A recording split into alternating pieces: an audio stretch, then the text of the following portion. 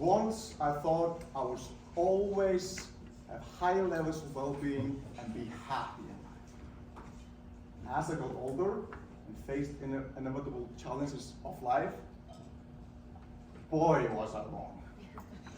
And I've experienced pain, suffering, languishing, which is this kind of blah feeling where you're demotivated and de-energized, been stressed and uninterested in life. So I want to ask you, if you raise your hand, how many of you have experienced pain, suffering, languishing, or stress? If you raise your hand. Well, I think Buddha was up to something when he said life was suffering.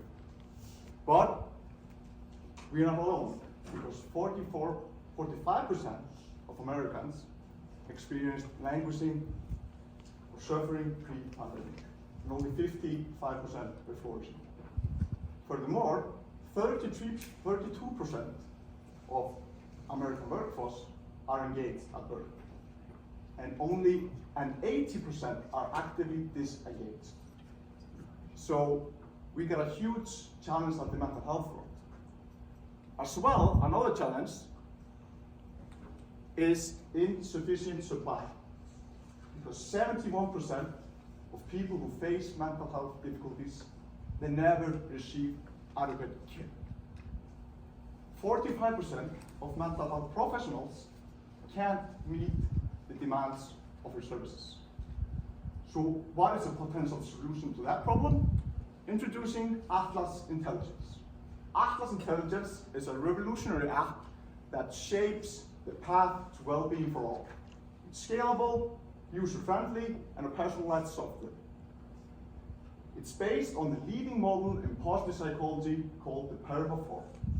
PERMA-4 is a robust measurement of well-being and consists of positive emotions, engagement, relationship, meaning, accomplishment, mindset, physical health, environment, and economic security. And what is the main value for the user of Atlas Intelligence? The first cool part is AI coaching. You literally got a coach in your pocket throughout the whole day, 24/7, that you can reach out to whenever you want to. He helps you to assess your well-being, he generates goals for you, and he helps you to put you on the path to your own goal setting. He also works as an accountability partner. So he reminds you of the stuff that you need to do and that you have to do to increase your well-being. Second interesting part that I want to mention is educational resources. So the tool links based on where you score on PERMA-4, it links to educational resources such as videos, courses, and other stuff that is linked to your area of development. So you don't need to go to Google, ask your friend about some books to read, or seek the information by yourself, because AI does that for you. And the third part I want to mention is that it has the potential to create a comprehensive wellness community. Firstly, by linking the users to coaches or an expert in the field you want to help with. Secondly, by connecting you to individuals that are suffering in the same areas as you are suffering. So, how does the process work? First, the user answers questions in a qualitative and a quantitative manner on PERMA-4. Then, the system generates a report based on your 9 building blocks of well-being.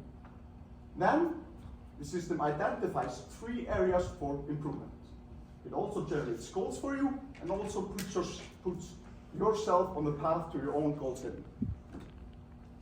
Let's take a concrete example. Cindy, she's a graduate student, a mother, and a marketing consultant. Because of her responsibilities, she has faced with increased stress and decreased well-being.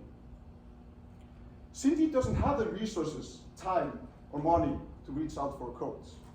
So her friend recommends that she tries out Atlas Intelligence. The Atlas Intelligence asks her questions about the PERMA. PERMA gives a report that you can see here.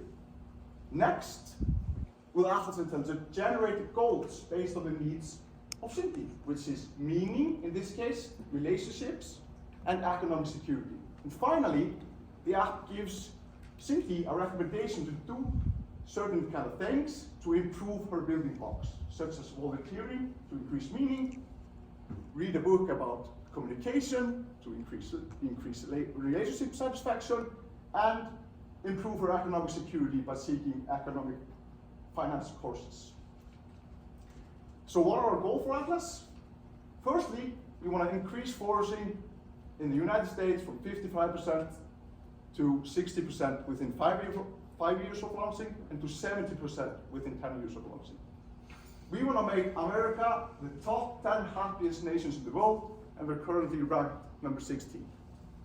Finally, we want to increase engagement among the workforce from 32% to 36% within 5 years, and to 42% in 10 years.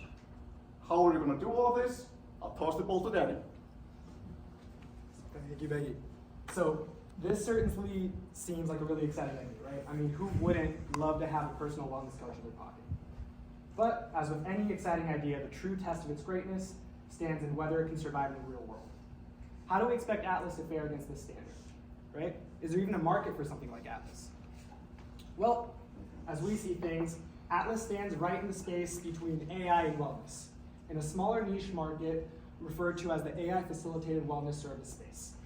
Currently standing around $14 billion in the US alone, and with a 6 to 7% growth rate projected over the next 10 years, should stand to about $26 billion by 2030. So now that we've developed a little bit of an understanding of the market we're going to be trying to serve, how are we actually going to gain a foothold, right? We plan on starting off by reaching out to personal networks to establish inroads with students, coaches and wellness practitioners, and sports organizations to establish an initial user base, calibrate our tool to the needs of the market, and develop an overall reputation of excellence. We then plan on reaching out to larger institutional organizations like businesses, communities, and governments to get Atlas in the hands of as many people around the world as we can in our mission to eliminate the wellness service gap. So great. How do we plan on actually making money with this? Well, we plan by starting off with a modest $15 subscription fee, $15 a month subscription fee for initial users, and this should offer just the type of low-cost, high-value service that will generate lots of hype around the app and build a large initial user base.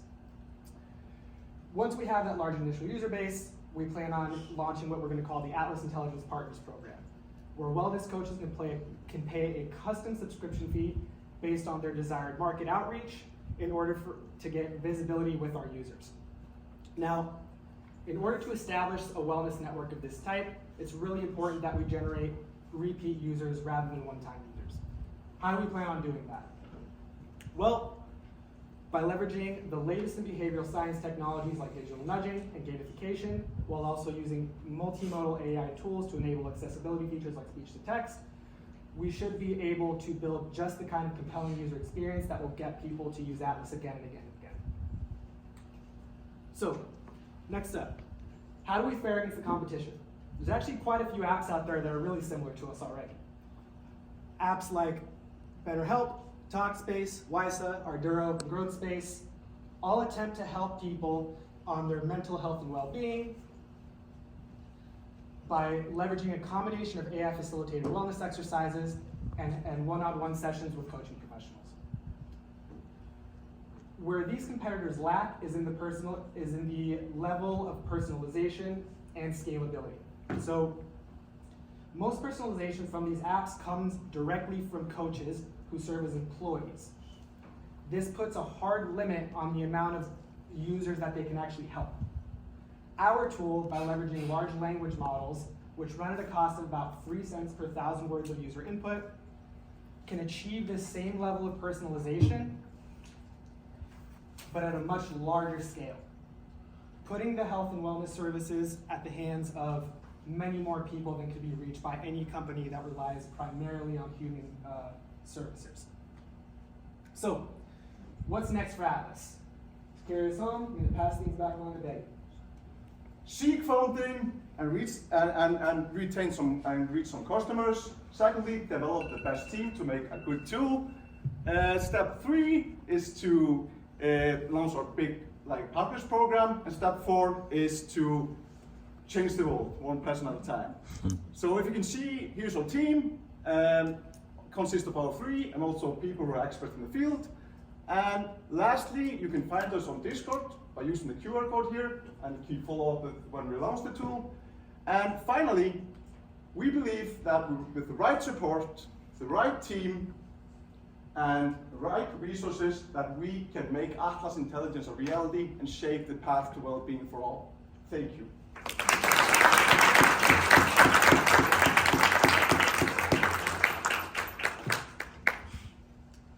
Well, this is a really exciting idea, and I think that someone's going to do this.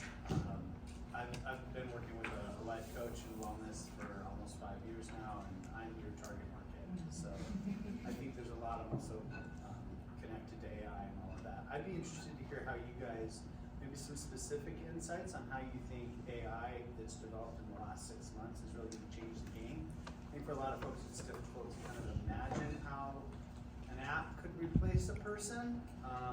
Maybe if you could speak to that briefly, that'd be helpful. Yeah, so there's a lot of hype on AI right now with this ChatGPT and these language models that have been improving very fast, but there are also a lot of risks that come with using these models such as ChatGPT, GPT-4. Where we see the biggest benefit in this industry is the personalization of goals and the digital nudging. There's been a lot of research being validated on how to motivate people to actually do the things that they need. Via this app and the Perma4 framework, which is validated by psychology research, we generate a custom report based on the answers, and then based on the report, the AI aims to generate the goals. And from the goals, the activities or the resources are suggested. That step is something that, with an expert human coach, can take several meetings, several steps, and the coach just keeps summing up. This is a monthly fee for a very customized experience. And we actually have 2 steps that we want to take here to minimize the risks at the beginning, especially in the area of data privacy. So first, we are tuning this AI model via prompt engineering. It's nothing expensive. We just only have to cover the cost of usage, which, as they said, is 3 cents per 1,000 words. We are about 8 cents per whole experience, report goals and activity suggestions. Then, after we calibrate this model, we're gonna introduce a level of authentication to this app. That will allow the users, if they want, to connect their profile to external data sources and offer, for example, a social media toxicity analysis. That is something an expert human cannot do. It's too much multitasking. So if you want to keep adding these features on the human experience side, you have to add more costs. And this is burdensome both for the customer who is trying to get more well-being, not more stress. How am I going to pay for all this, right? And the coach who doesn't want to give more stress to the person but doesn't know how to finance it. This app is, in one way, a wellness coach, but in another way, also a matchmaker. We want to make both parties better off in their well-being. And that was my second question. Do you guys still plan on having people, or is this just purely an AI service? So in starting stages, we plan on having it be run primarily through AI. Once we've reached a sort of critical mass of users, we'd be open to launching, as I mentioned, the partners program, where we would actually basically bring in outside coaches to work as kind of independent practitioners. We pay some sort of fee in order to gain visibility with our user base. And then our app would essentially serve as a matchmaker at that point. And if I can add one thing to that is, our board consists of psychology experts and PhD in positive organization psychology. So the AI is going to be very well monitored by experts. And this is where the prompt engineering comes in, and this is one of the big benefits of the recent AI developments. It's this possibility of tuning models without having to have more data. We just have to have a clever prompt. Could I ask about what you just said? How do you determine the prompts? Like, if I'm worried about my financial security, you might tell me to read Rich Dad, Poor Dad. Okay, that makes sense. But like, how do you determine what the suggestion is and how it's validated? Is it, do you survey a bunch of actual therapists and say, what do you tell people who are worried about financial security, and you whatever books come up most frequently, that's what you would recommend? Like, how do you, I'm a big believer in the nudge, framework, it's been proven, but what is it that you're nudging, and how do you validate that, like, if you're giving reading, that that's the best book to give, or, the actual content of the nudge? Right. So that, my answer to that will change based on which version we are. Right now we are on the beta version. That means that we don't have a knowledge base. We don't have access, our AI doesn't have a memory. So our prompt engineering, it consists mostly on literature and the advice of psychologists or coaches that are working in the field, and the permaflow. This is where the permaflow framework comes in, and it sets the framework for AI to reason. This is our mental model of the AI. So by attempting to place the answers, because the permaflow story is divided into 9 pillars, as Becky was explaining. These 9 pillars are associated with a set of qualitative and quantitative answers.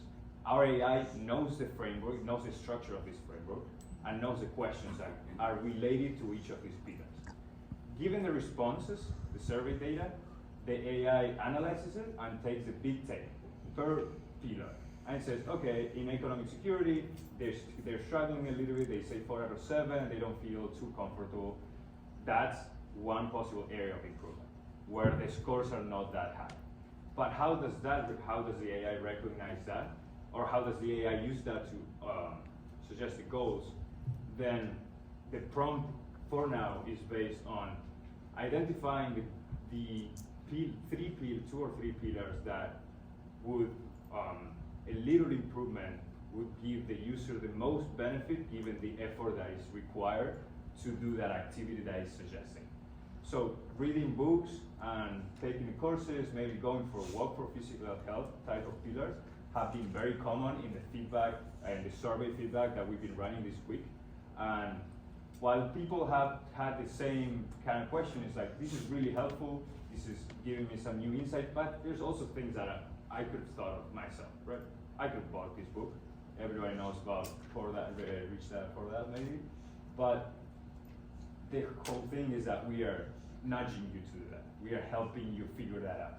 We are eliminating the identifying the goal to actually taking action. We're trying to close the gap there with this AI. I had a quick question.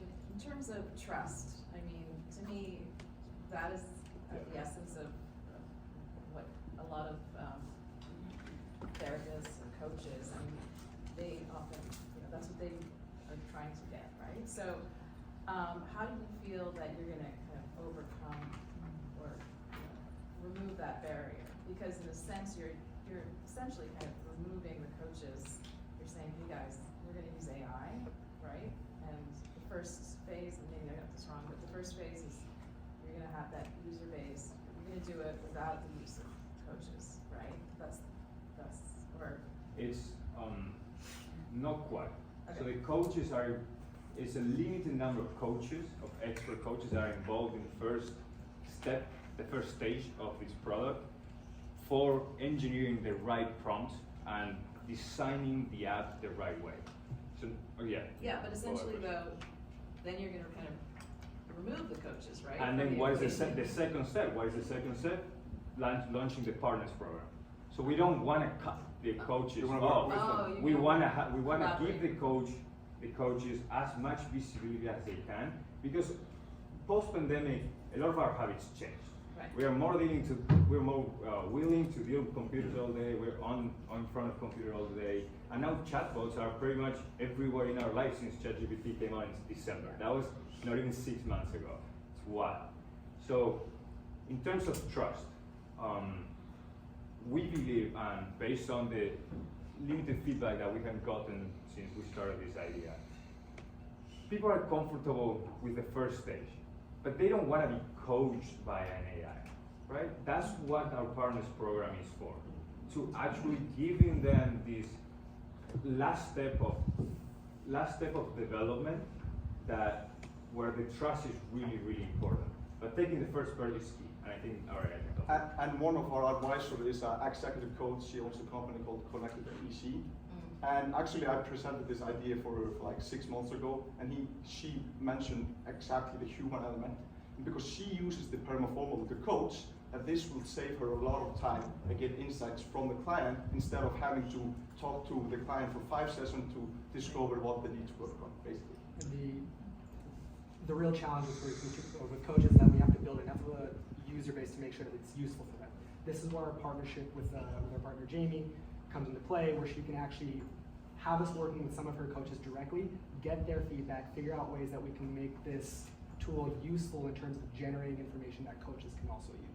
So that should hopefully kind of cut the lag time between when we're just dealing with AI and when we actually have a useful enough tool for coaches to then bring them on board as well. Perfect, thank you. Yeah, because I was like worried that you bring them out, and you have to establish your user base, right? So you're gonna use coaches